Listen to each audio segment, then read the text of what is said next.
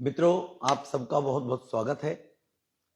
हमारे पूर्व में निगम के मेयर रहे, स्टैंडिंग कमेटी के चेयरपर्सन रहे योगेंद्र चंदोलिया जी हमारे मित्र, प्रवीण शंकर कपूर जो हमारे मीडिया हेड के रूप में काम देख रहे हैं, अजय जी और विक्रम मित्तल जी मेरे सहयोगी हैं।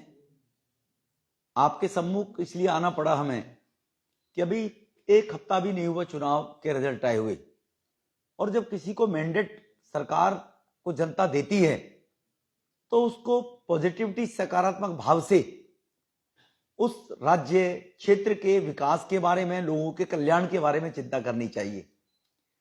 लेकिन दुर्भाग्य है कि निगम में थोड़ा सा एच ऊपर हमसे 2-2.5% वोट ज्यादा लेकर सत्ता प्राप्त करने वाले केजरीवाल साहब, क्योंकि 15 साल से निगम में भारतीय जनता पार्टी है, तो वो एमसीडी की सत्ता उनको मिली। एमसीडी की सत्ता मिलने के बाद उनकी जो फितरत है वो उस फितरत से बाज नहीं आई। किसी के ऊपर थूको और भाग जाओ, जिसके ऊपर थूकोगे अपना पीछे पीछे भागता रहेगा। ऐसी ही फितरत का उन्होंने ये एक प्रमाण दिया। पहले उनके एक सांसद, उनकी सहयोगी मनीष सिसोदिया जी की सहयोगी, एक कार्यकर्ता जो इनकी आम आदमी पार्टी की एक्टिविस्ट है, जो शिखा गर्ग, उन्होंने हमारी पार्षद उनको टेलीफोन किया रिश्वत देने के लिए। वो कंप्लेंट हमने लॉन्च की है। उनको कहा हम आपसे मिलना चाहते हैं। उन्होंने कहा क्यों मिलना चाहते हैं, हम मिलने के बाद ही बताएंगे। और उन्होंने कहा मुझे एड्रेस दीजिए। उनको लगा नई नई निगम पार्षद बनी है, कोई होगी अनभिज्ञ अनजान, आइए। उनके घर पहुंची, सीसीटीवी फुटेज में उनकी फोटो है, उनकी चर्चा है। उनको वो जो उनकी फितरत है, जिसपे वो दुनिया को बेईमान बताते रहते हैं, उस फितरत के अनुसार ऑफर देने की कोशिश की। ये संदेश देने के लिए जनता ने, दिल्ली की ने मुझे नकार दिया मेरे 8 साल के फेलियर के बाद। तो निगम तो मुझे केवल 2% वोट ज्यादा लेने के बाद बन गए, लेकिन ये संदेश कैसे दें कि दिल्ली में मेरी लोकप्रियता है। तो निगम पार्षदों की हॉर्स ट्रेडिंग करने के नाम से जो पहल उन्होंने की, वो उनके लिए ये नई बात नहीं है। मैंने जैसे कहा, उनकी फितरत है। यही काम 14 सितंबर 2022 को इन्होंने चंडीगढ़ में, जब पंजाब की सरकार बनी थी, तो पंजाब फाइनेंस मिनिस्टर हरपाल द्वारा इसी प्रकार की प्रेस कॉन्फ्रेंस की गई और 12 विधायकों को झूठे बराबर में बिठाकर और यह कहा गया हमें तोड़ने के लिए टेलीफोन किए जा रहे हैं, जिनमें से बाद में 1-2 विधायक ने कहा कि स्क्रिप्ट हमें पढ़ाई गई थी, बाद में सोशल मीडिया पर चला, आपने देखा होगा। इसी प्रकार से 24 अगस्त 2022 को इनके जो नेता हैं सांसद संजय सिंह जी, उन्होंने 3 विधायकों को बिठाया, चुनाव से पहले अपनी बराबर में बिठाया, और उन विधायकों को बिठाकर यह कहा कि हमें खरीदने की कोशिश की जा रही है, ऑफर दी जा रही है। लेकिन आज तक यह नहीं बताया किसने टेलीफोन किया, किस नंबर से किया, कब किया, किसको किया। वो नकली अपने आदमी बिठा लिए जो रफूगर थे इनके 3 विधायक। वो स्थिति जैसी है वो आप सबने देखी है।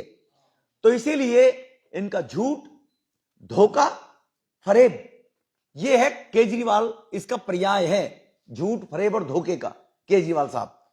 उसके लिए उन्होंने इसी प्रकार से, जब ये गुप्ता जी हमारी जो पार्षद है, उनकी शिकायत पर उनके खिलाफ शिकायत हो गई, तो उन्होंने देश को गुमराह करने के लिए, लोगों को गुमराह करने के लिए फिर कॉन्स्पिरेसी की। कॉन्स्पिरेसी करने के लिए संजय जी सामने आए, और आने के बाद हमारे पूर्व दिल्ली के मेयर, जब यूनिफाइड एमसीडी होती थी, उसके standing committee chairman, senior leader, उनका नाम लेकर उन पर आरोप लगाया कि हमारे पार्षदों को तोड़ने के लिए प्रयास किया जा रहा है। योगेंद्र जी ने कहा मैं अपना टेलीफोन भी दे सकता हूं, किससे बात हुई, कब हुई। जब मनीष सिसोदिया की ट्वीट आया था, तो मैंने ट्वीट भी किया था उनको कि मनीष सिसोदिया साहब, आप सम्मानित संवैधानिक पद पर हैं, कोई बेवड़े नहीं है, क्यों कलंकित कर रहे हो सम्मानित पद को भी। अगर तुम्हारे पार्षदों को किसी ने टेलीफोन किया, भाजपा के नेता ने, तो किस पार्षद के नंबर पे किया और किस नेता ने किया, उसको दिखाइए, लाइए, दिखाइए। वो उन्होंने कोई जवाब नहीं दिया। लेकिन सम्मानित डिप्टी सीएम जैसे पद को कलंकित करने वाले लोग देश के लोकतांत्रिक सिस्टम पर से लोगों का विश्वास उठ जाए, इस मानसिकता से कैसा काम करते हैं।